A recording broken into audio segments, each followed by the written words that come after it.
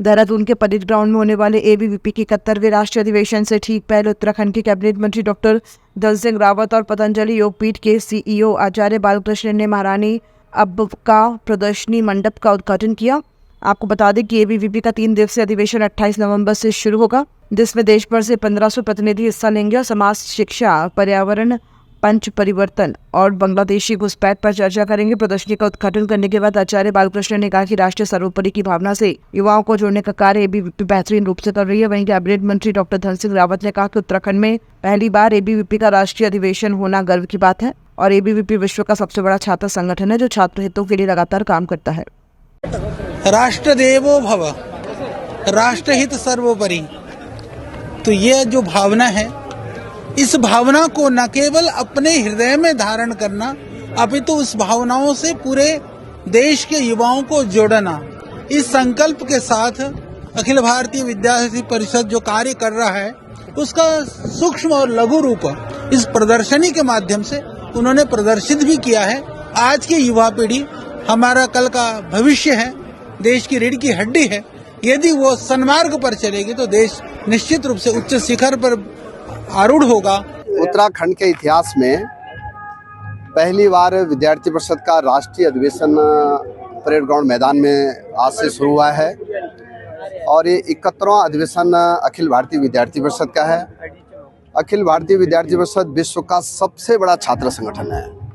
अखिल भारतीय विद्यार्थी परिषद जो है छात्र हितों के लिए 365 दिन कैंपस में सक्रिय रहता है। अखिल भारतीय विद्यार्थी परिषद छात्रों को संस्कार से लेके और उनको उनके करियर के लिए क्या क्या करने हैं, ये सारी गतिविधियां विद्यार्थियों के बीच में करता है। और मेरा भी सौभाग्य है कि मैं विद्यार्थी परिषद का कार्य करता रहा हूं और आज उत्तराखंड की धरती पे पहली बार राष्ट्रीय अधिवेशन हो रहा है। आज प्रदर्शनी का उद्घाटन हमारे आचार्य बालकृष्ण जी ने किया है। मैं अपनी ओर से पूरे देश के तरुणाई को, छात्र शक्ति को अभिनंदन करने के लिए यहाँ पे आया हूँ। देहरादून में प्रदेश की खेल मंत्री रेखा आर्या ने विधानसभा स्थित सभागार में खेल विभाग की समीक्षा बैठक लेते हुए बताया कि खेल विश्वविद्यालय के लिए भूमि हस्तांतरण की सैद्धांतिक सहमति बन चुकी है और 2026 के शैक्षणिक सत्र से पहले भूमि पूजन कराने का लक्ष्य रखा गया है। मंत्री ने विश्वविद्यालय में पदों के सृजन और इससे संबंधित बोर्ड बैठक आयोजित कराने के निर्देश भी दिए। चंपावत में बन रहे महिला स्पोर्ट्स कॉलेज के निर्माण कार्य को प्रगति पर बताते हुए मंत्री ने समीक्षा की। इसके अलावा मुख्यमंत्री उदयमान खिलाड़ी उन्नयन योजना के लाभार्थियों को अप्रैल से अब तक की धनराशि जारी हो चुकी है और आगामी 3 से 4 माह के लिए बजट डिमांड तैयार करने के निर्देश दिए गए हैं। आज खेल विभाग की समीक्षा बैठक की गई है और इस समीक्षा बैठक में जो हम लोगों का संकल्प था कि खेल विश्वविद्यालय के लिए भूमि हस्तांतरण की कार्रवाई को हम लोग तेजी में करें, तो उसको लेकर आज परीक्षण किया गया और आप बताते हुए हर्ष हो रहा है कि इस फॉरेस्ट डिपार्टमेंट चाहे वो भारत सरकार का हो चाहे वो राज्य सरकार में हो, एक सैद्धांतिक सहमति बन गई है। भूमि का हस्तांतरण दिए जाने के लिए सहमति बन गई है और बहुत जल्द भूमि हस्तांतरण की कार्रवाई जो है वह पूर्ण होगी। बद्रीनाथ धाम के श्री द्वार मंगलम होने के पश्चात अब श्री हरिनारायण प्रभु की नित्य दैनिक पूजाओं का दायित्व मनुष्यों से देवताओं के पास आ गया है। इधर बद्रीश पंचायत में अग्रज देवता अगण श्री कुबेर जी और उद्धव जी भी अपनी शीतकालीन गद्दी स्थल पांडवेश्वर में अपने अपने मंदिरों में विराजमान हो गए हैं। ऐसे में शीतकाल में श्रद्धालु पौराणिक सप्त बद्री समूह के विष्णु सर्किट में स्थित आदि बद्री, वृत्त बद्री, भविष्य बद्री, योग बद्री, ध्यान बद्री सहित ज्योतिर्मठ के नरसिंह बद्री मंदिर में भगवान विष्णु के विभिन्न स्वरूपों के दर्शनों का पुण्य लाभ अर्जित कर बीकेटीसी के उपाध्यक्ष ऋषि प्रसाद सती ने बताया कि शीतकाल में श्रद्धालुओं को इन सभी पौराणिक हिंदू तीर्थ स्थलों में एक बार जरूर दर्शनों के लिए आना चाहिए।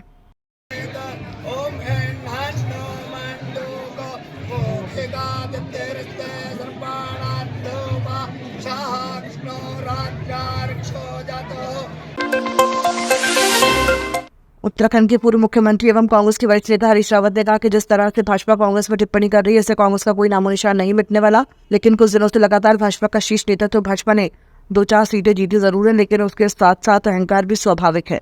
वही अहंकार पतन का कारण बनता है। हरीश रावत ने कहा कि भाजपा के शीर्ष नेतृत्व में अहंकार आ गया है, यह अहंकार पतन का कारण बनेगा। उन्होंने कहा कि आजकल राजनीतिक मंच पर भाजपा के लोग हर दूसरे व्यक्ति से रावण की तरह संवाद करते हैं। ये पूर्व मुख्यमंत्री ने कहा कि इस समय जो रावणी शैली भाजपा के अंदर आ चुकी है यही उसके पतन का कारण बनेगा।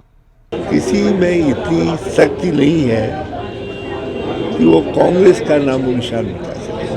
2, 4, 6 जीतों के बाद अहंकार स्वाभाविक है, लेकिन अहंकार पतन का कारण बनता है और भाजपा के शीर्ष नेतृत्व में अहंकार आ गया है। यह अहंकार पतन का कारण बनेगा। उधम सिंह नगर के शक्ति फार्म बैकुंठपुर नंबर 6 निवासी निरंजन बढ़ाई के घर में अवैध लकड़ी की तस्करी का मामला सामने आया है। स्थानीय सूचना के आधार पर वन विभाग की टीम मौके पर पहुंचकर घर की तलाशी लेकर बड़ी मात्रा में संदिग्ध लकड़ी को कब्जे में लिया। वन विभाग की कार्रवाई से क्षेत्र में हड़कंप मच गया है। अधिकारी पूरे मामले की जांच कर रहे हैं और आगे की कानूनी प्रक्रिया शुरू कर दी गई है। स्थानीय लोग भी इस पूरे घटनाक्रम को लेकर चर्चा में हैं।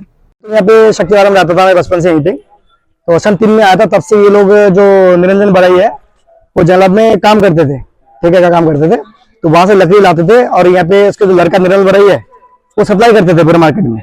और आपने भी देख रखा कितने लकड़ी ट्रॉली भर के लेके गए हो। ये काम ही इनका यही है।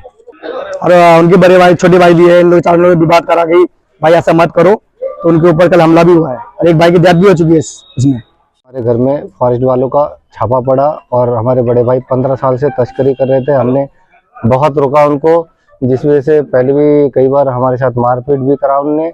आज फॉरेस्ट वाले आए थे, एक ट्रॉली सागुन का लकड़ी उनने बरामद किया है।